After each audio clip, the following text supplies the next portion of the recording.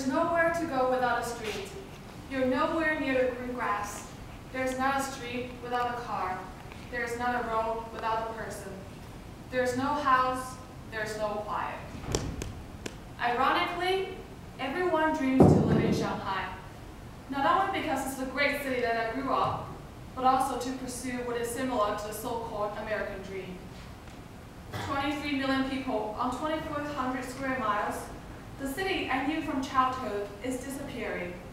When the average height of the city keeps rising, when the intimate relationship with neighbor no longer exists, when the memories about townhouses can be only finding memory, Shanghai is being redefined.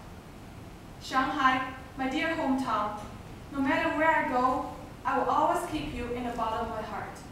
Love forever.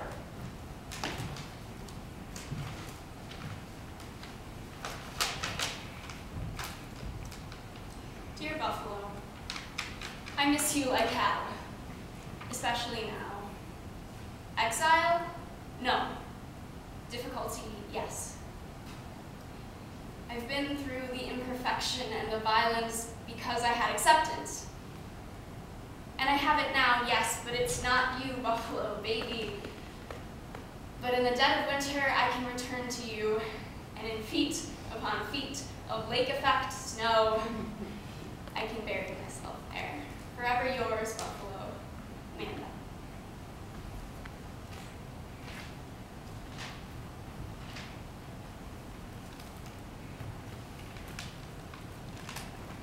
In the middle of nowhere, I found you.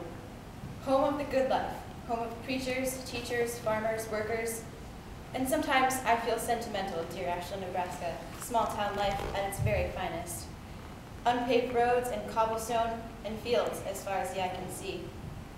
But I wanted out, afraid of becoming a regular, stuck between the blocks, fenced in by 26th and 10th, furnace and ash. Opportunities abound just outside the edge of town, or so I thought.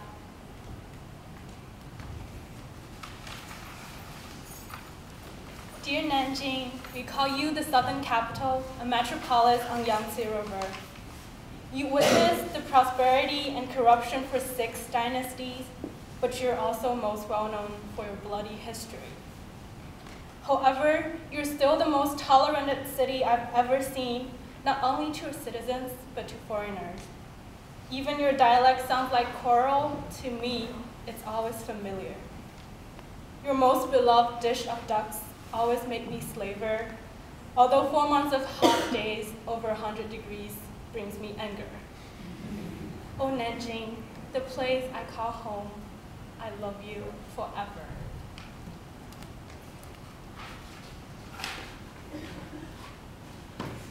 Wisconsin, I'm sorry I cheated on you with the mountains and the pines. But your cheesy, flat plains only hold my love for as far as the eye can see. The ocean off the Pacific Northwest coast is where my thoughts are floating, waiting for me. Bucky Badger, I'm sorry I did not linger on your shoulders a little bit longer.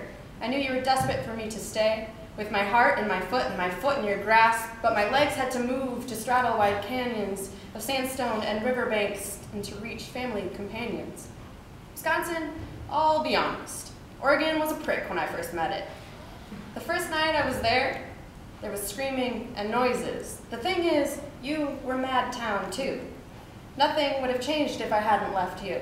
Oregon gave us a new time and space to understand the gravity of what had been created in front of your face. Oregon, I may have been called you at the start, but I was lucky to have a mom to teach me your ways. She was unstoppable, certainly unfazed by the haze that was pulling me down. But she showed me, oh Oregon, what you had to offer, to stand on top of a mountain and open my arms, to cry if I felt it and not be alarmed when the tears feel refreshing on my bare feet, because Oregon, I look forward to when we next meet.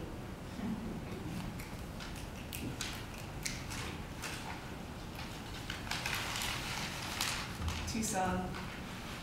Sometimes I lived here like a sweltering raisin, memorizing curly-key bus lines, defeating the maze in downtown. Sometimes miles would speed beneath my tires to visit family and friends. It is only 2 hours to Granite's house. Dear Tucson, you are better than Phoenix. but forever increasingly attached to that flaming bird of ash. You are the better town in this state, but that is not a state in which I wish to persist. You are the better, but not the best. You are the better, but, dear Tucson, I swear, I will visit, but I can never return to you. Hey, St. Paul, let's go for a walk.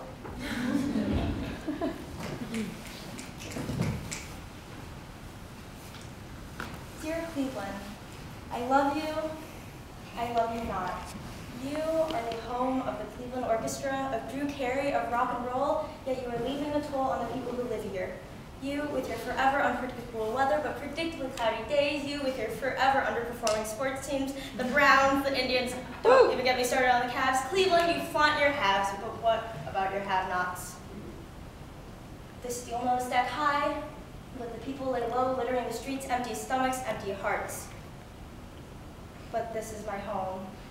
You always make room. Wherever I am and wherever I am going, I can look up at the moon and know it shines on you too. I can look up at the moon and assume you will always make room. This must be love. Sincerely yours forever.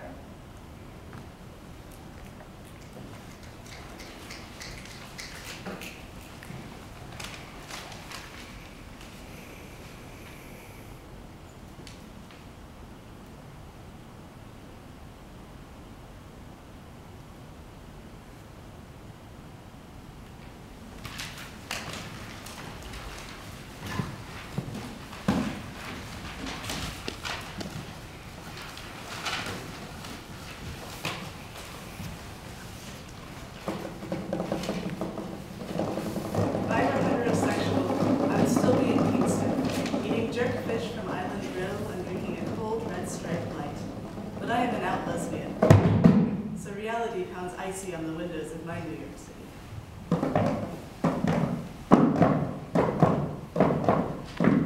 Mixed green salad, chamomile tea, salmon and cream cheese on everything bagel.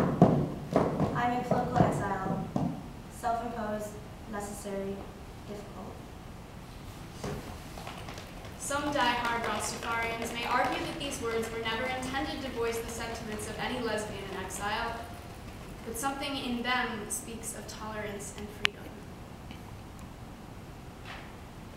Jamaica has always been there for me. Brutal and misleading, carnal and alive. I'm at loss as to how to achieve consistency. I left Jamaica because it was dangerous to be an out lesbian there. But after I got here, I realized the greater USA, it's, at some point, and to some extent, more dangerous to be black.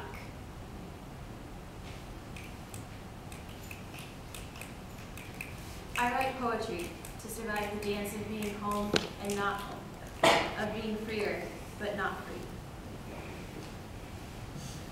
Every day brings its challenge. Today it is the challenge of autumn.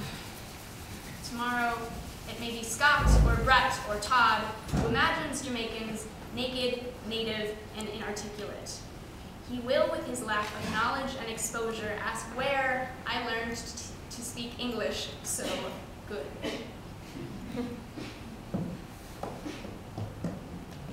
If I find in that moment that I need the sound of war, more than I'm able to offer him explanations, I will slowly turn up the volume